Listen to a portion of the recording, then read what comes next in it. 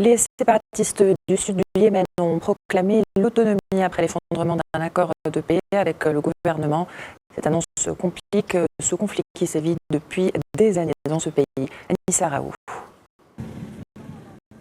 Si un accord avait été trouvé à l'automne pour geler les divisions, le Conseil de transition du Sud a accusé dimanche le gouvernement de ne pas avoir rempli ses obligations et d'avoir conspiré contre la cause du Sud.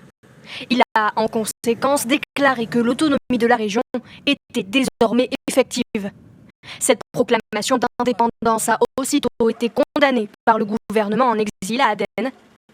Dans un communiqué, selon lui, les séparatistes mobilisés de longue date pour l'indépendance dans le Sud seront responsables du résultat catastrophique et dangereux de cette démarche.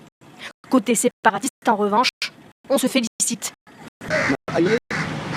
Nous soutenons cette décision pour l'intérêt de toute la communauté du Sud afin que le gouvernement n'abuse pas financièrement ou administrativement de notre région.